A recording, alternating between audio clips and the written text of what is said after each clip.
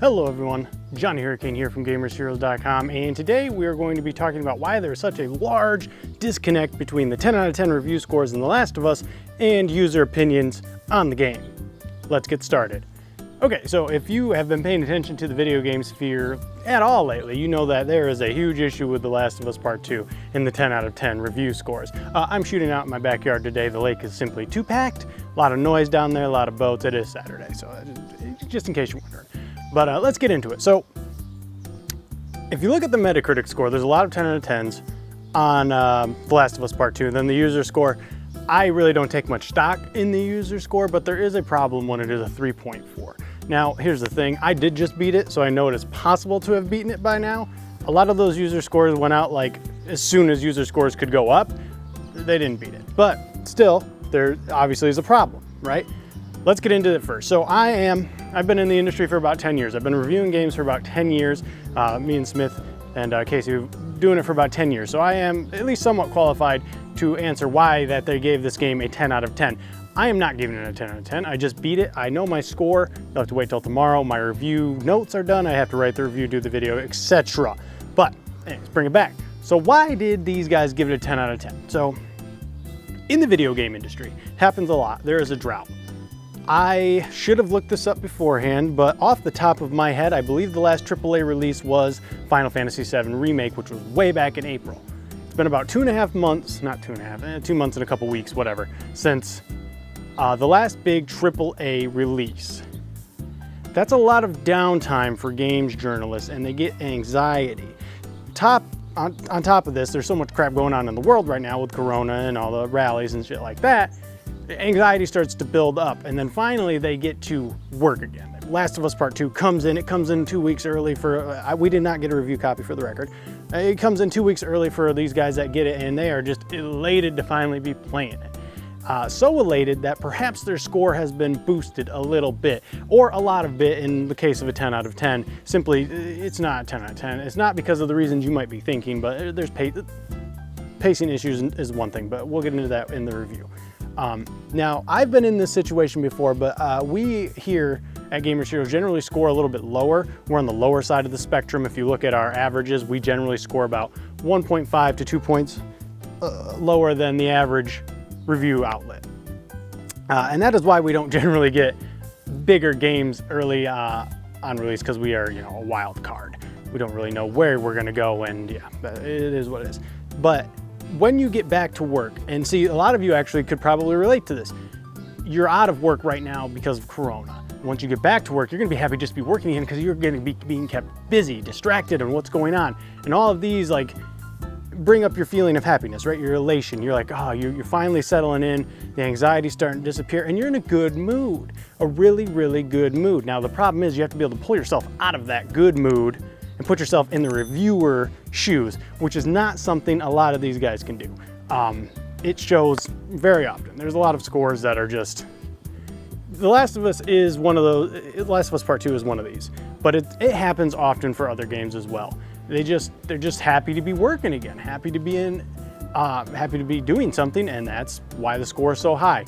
The other thing is, there's a lot of anticipation about this game. And when you're talking with all the other journalists, reviewers, whatever you want to say, they're excited to be playing, you're excited to be playing, you're exchanging notes, everyone's like, yeah, this is all good, oh, what about this part? Again, that is raising, yeah, this is a good time, I'm having a good time, I'm enjoying this, perhaps more than I think I am. So that is really one of the reasons that it is a, 10 out of 10. The other reason, now, it is not money, okay? I will go on record millions of times saying that for the most part, review outlets do not get paid to post good review scores. Influencers, on the other hand, are a different story. They are scum of the earth, and yeah, so that's, be careful with the YouTube reviews. Outlets, on the other hand, you don't get paid. But you might not get paid, but if you want to ensure that you get the next game early, the higher the score, the better. That's just logic. So there's a few of those reasons. Some people do probably genuinely believe that this is a 10 out of 10. It's not, but that's fine. They're entitled to their own opinions. So where's the big disconnect? Well, here's the thing. There are some people who just like don't want to play as a woman. That's fine. You're not going to do anything to fix them. They weren't going to buy the game anyways. We're not here to talk about that or the SJW stuff, any stuff like that. I know that some people, that's what made them not want to play the game, but for the most part, it is something else. Okay, and there are going to be some spoilers right here. They're the first couple hours of the game, and if you've read anything about the game, you probably already know what these spoilers are. I'm warning you now. Stop the video if you don't want to hear about it. Here it comes. Joel dies.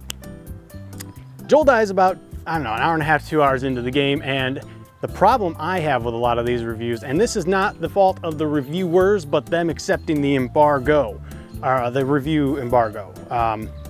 None of the reviews mention this. Let me just pull the curtain back for you for a moment and explain how these embargoes work. Embargoes, just like any other industry, NDA, non-disclosure agreement. Basically, you agree to not say certain things in exchange for getting a code early. You agree to the review date, and in this instance, not saying that certain things such as Joel's killed. Again, we're in the position where if you want the game early again, or whatever their next game is, Ghost of Tsushima, you have to comply. Also, if you don't comply, someone else complies, guess what? They have the review up, you don't. So what are you gonna do? Well, you're gonna post the review, and you're gonna avoid all the stuff that basically is not in the NDA. So that is one of the things. The other problem I have, and this is a very, very egregious problem, something that Sony has done before with No Man's Sky, not to this extent, but they have done it before. The trailers imply that you will be going on a journey with Joel and Ellie again. I'm gonna show you two clips here. One of which is the trailer, where the scene that plays out is Ellie basically getting her, like, Joel grabs Ellie, turns her around like, hey, what are you doing? Here's the clip.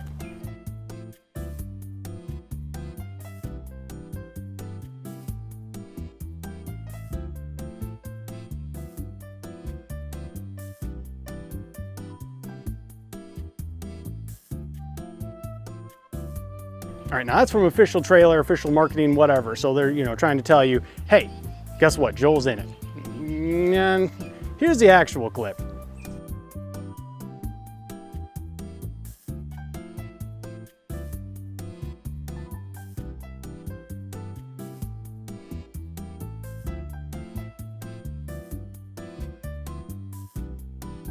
Yeah, okay. So that is some scumbaggery of the topmost degree. They knew exactly what they were fucking doing. This is why they told people not to mention it in the review, because they still wanted to sell copies. This reminds me of, to an extent, the Watch Dogs situation, the original Watch Dogs, where everyone was pretty hyped on it. We got a visual downgrade and everything like that, but it sold a ton. And then we were like, okay, that was not what we expected. That wasn't really what we were shown, what we were promised, etc. And as a result, Watch Dogs 2 just didn't sell as well, despite being a superior game.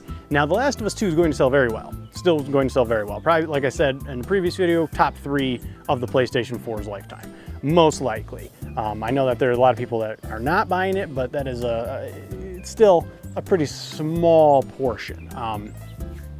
So the marketing was straight up deceiving you. That's it. They did let you know that you would be playing as Ellie for the game, most of the game. So that part wasn't wrong, but they deliberately implied multiple times that you would be hanging out with Joel throughout the journey as well, when you obviously don't.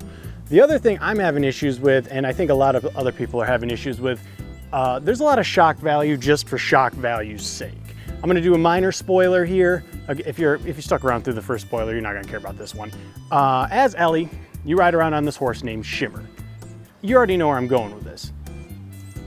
You got a horse. What's gonna happen to the horse? It dies. Now, it didn't have to die, but they're doing it to add shock value, and this happens throughout the game consistently. Another minor spoiler, you know what, I'm not gonna say this one, actually. There's just a lot of that throughout the game, and it's not needed. It's just added to add shock value.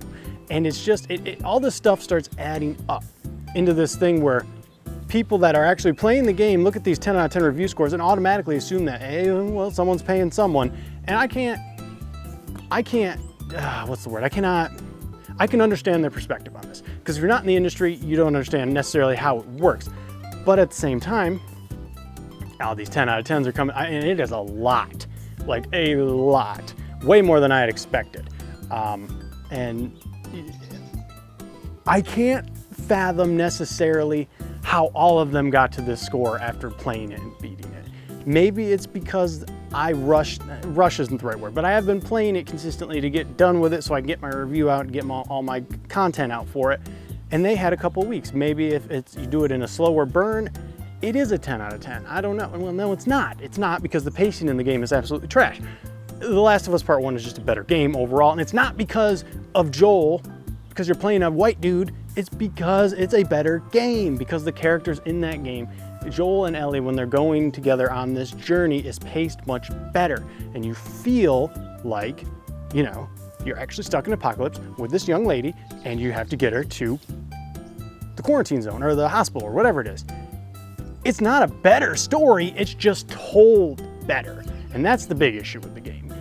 It's all over the place with storytelling. There are points in this game where I was just like, man, I really want to see what happens next. And it takes like 3 freaking hours to get there.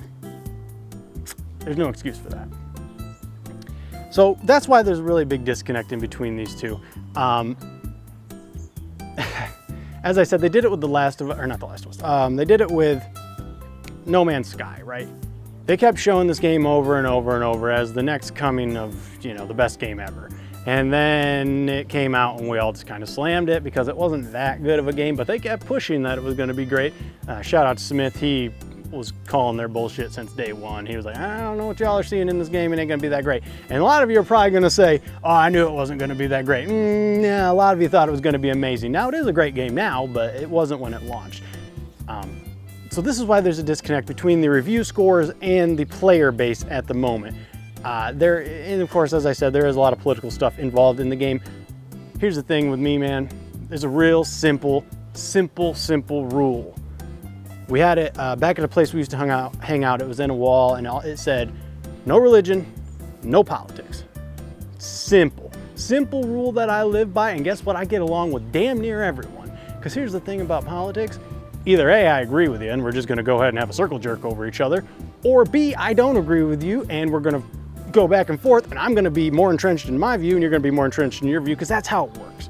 I don't care what your stance is, I only care what my stance is. And that's how it should be, but people pushing stuff in games, and this is why I used to love video games. It's getting worse and worse, but you used to be able to disconnect from, you know, reality for a short amount of time, and it's something we kind of really need right now, and we don't have it. So Last of Us Part 2, I was planning on this being up in the top 5 of the year.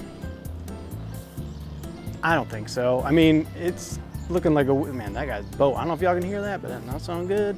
I don't think it's gonna make top 5 anymore unless nothing else comes out. And even then, I probably wouldn't put it on, because I can already think Final Fantasy VII Remake, Ori. There's probably one I'm missing as well. But yeah, so there's why there's disconnect. I'm trying to defend the reviewers as best as I can, and I know that I'm not doing the best job of it because, you know, they basically buckled to Sony and accepted all their terms. But that's just the industry we work in. A lot of these guys, you have to understand, they work for corporations. They work for, you know, they've got people, the bosses to answer to. I am my own boss. Yeah, we work together, but if I say, hey, I'm gonna do this, and they're not gonna say no, even if they do, I can just post it. But that is also why I don't get review copies early for certain companies. It's a different road and a more difficult road, but it's a road I prefer to travel, as, yeah, there's not really an excuse for the 10 out of 10s, except that people were just very happy in a very depressing time. Okay, so I rambled. I do that. You guys know it by now. As I said, I have my notes for the review. I finished the game. I am now just getting ready to actually sit down, put the words to the paper, and then do the video, which should probably be up tomorrow. I'm not entirely sure, but yeah, we'll see it. I do want to know what your guys' opinion of the game are. Please avoid spoilers outside of the whole Joel thing. Let's just avoid that, and the horse dying. We can talk about the horse dying as well. Shimmer, rest in peace, my friend. I was about to go off on another tangent, but let's just end it here. Let me know your thoughts on The Last of Us Part 2. I actually would like to know if you bought it as well. tell me if you bought it or not, and then tell me your thoughts on the game, because that's really the important thing. Is if you've put your $60 down and you felt that you were deceived, I'd like to know that. Or maybe you're having a good time. By all means, just let it know. Try not to bury anybody with rude insults. I understand asking this on the internet is, it's probably not gonna happen, but hey, I did my part. So anyways, if you liked what you saw and got what you needed, like, comment, subscribe. I'll see you guys in the next video. Later, Gators.